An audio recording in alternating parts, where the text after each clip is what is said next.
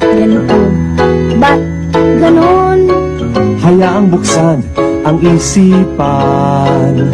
Sa science o agham, tayo na sa sineskwela. Buklasin natin ang siyensya. Buksan ang pag-iisip. Tayo'y likas na scientist. Tayo na sa sineskwela. Buklasin natin ang siyensya. Kinabukasan ng ating bayan, siguradong makakamtan. Okay guys, so Mom told us that we will have a presentation about something. I don't know what it is. Wait, what exactly are we presenting? Mom told me that it is all about Hinduism. Hinduism? Yes, Hinduism. What? I mean, I know a few things about it. Temples, Buddha, Diwali, and a lot of what? That's what you know. That's what I think I know. And that's exactly why we're here. And we're not supposed to present what we think Hinduism is. We're supposed to understand it, okay? Then we should start with the basics.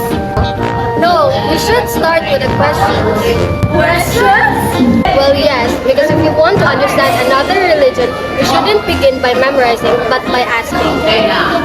Okay, fair enough. Everyone, books out. Let's do some research.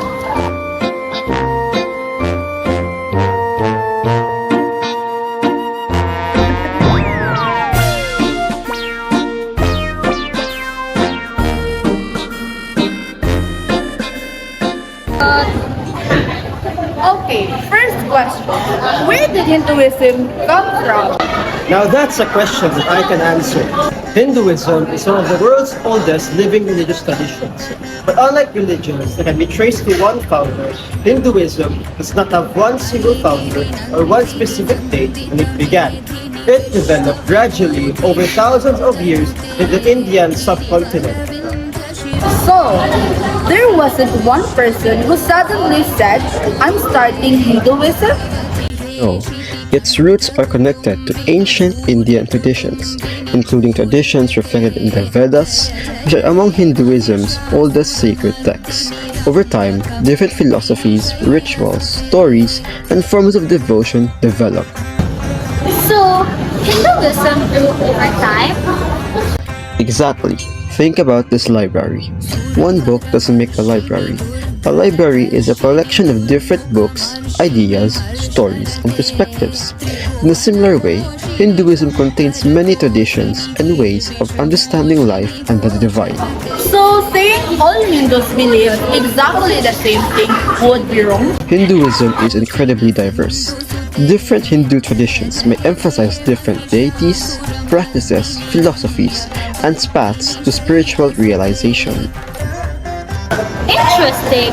So if Hinduism is so diverse, what ideas connect many of these traditions? Let's talk about life. 4 important concepts found in Hinduism. Let's start with Dharma. Dharma can refer to duty, moral responsibility, right conduct, and living according to one's responsibility. So, basically, doing the right thing? In a simple sense, yes. But it is deeper than simply following rules. It involves living responsibly and ethically. Karma refers to the principle that actions have consequences. What we choose to do matters. Samsamara is the cycle of birth, death, and rebirth. And moksha is liberation from that cycle. Moksha represents spiritual liberation and freedom from the cycle of rebirth. Karma reminds us that actions have consequences. Samsamara describes the cycle of existence, and moksha represents liberation. Okay, but now I'm confused about the something else. If Hindus believe in so many gods, who is the actual gods? Look at the mirror. What do you see? My reflection? Exactly. Now imagine that different Hindu traditions use different image and forms to approach an understanding of the divine. One important concept is Brahman. Yes, Brahman refers to ultimate reality, the eternal reality underlying existence. But Hinduism contains different understanding of the divine.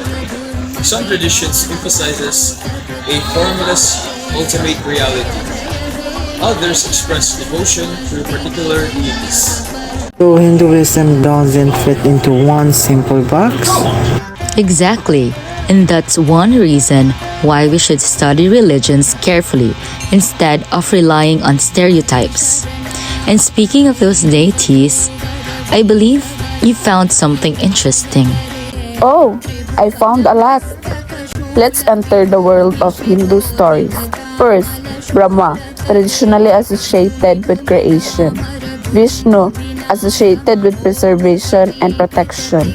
And Shiva, associated with transformation and destruction. Ganesha is widely associated with wisdom and is traditionally invoked at the beginning of endeavors. Lakshmi is associated with prosperity and good fortune. Saraswati is associated with knowledge, learning music, and the arts. Hanuman is known for devotion, strength, and loyalty.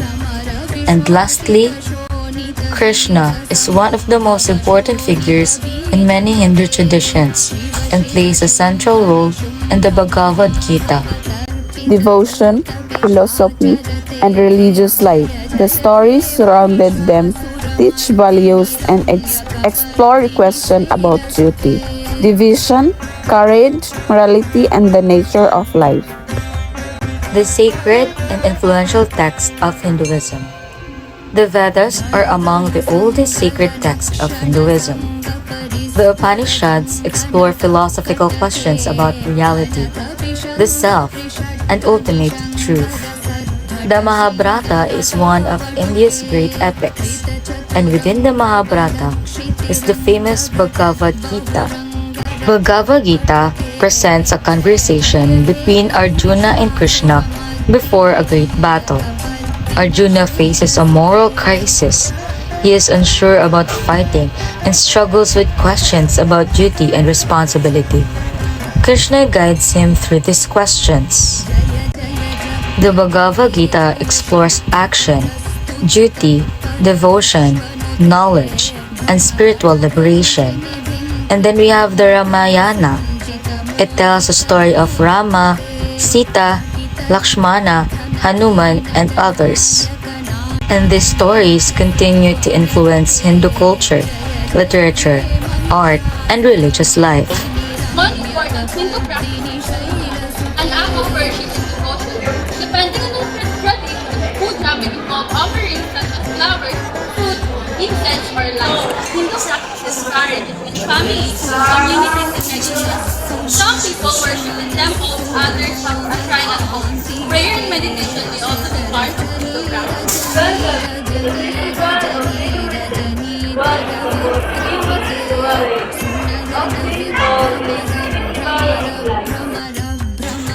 Diwali is a seasonal day in which symbolize overcoming darkness and overcoming evil outcomes. Meaningful families, free, and cheerful and celebrate together. Holi is known for its vibrant colors and is associated with spring, joy, and community. Then there's Navaratri, a 9-night festival honoring the divine feminine in several Hindu traditions. Different religions can also have their own celebrations and traditions. Hindu festivals can look different depending on the community and location. So even celebrations show how diverse Hinduism is. But have you noticed, everything we've discussed sounds ancient. But what does Hinduism look like today? Hinduism is a living tradition. Today, Hindu communities exist not only in India, but in many parts of the world. And modern Hindus can have very different lifestyles. Some may be deeply religious, others may practice certain traditions culturally or selectively. Some may meditate, some may pray, and some may participate actively in festivals. Which reminds us that religious identity can be lived in many different ways. And one of the most important things when learning about another religion is to remember, don't assume that one Hindu represents every Hindu. So if I met one Hindu, I shouldn't assume I already understand Hindu. Exactly. You listen, you learn, and you ask respectfully. And perhaps that is the real lesson of today's discussion. Interfaith dialogue isn't about deciding which religion is better. It isn't about proving who is right or wrong. It is about creating a space where people can learn about one another with respect. Today, we gathered looking for information for our presentation, but instead, we found history, we found philosophy, we found different understandings of the divine, we found stories, we found wisdom preserved in text, we found practices, we found celebrations, and we found a tradition that continues to live today. But most importantly, we found a reminder. Religious diversity is not a wall that separates us. It is a library filled with different stories, beliefs, histories, and ways of seeing the world. And maybe we don't have to read every book the same way. We simply have to be willing to be open one. To understand is to respect is to listen, and to listen is where understanding begins.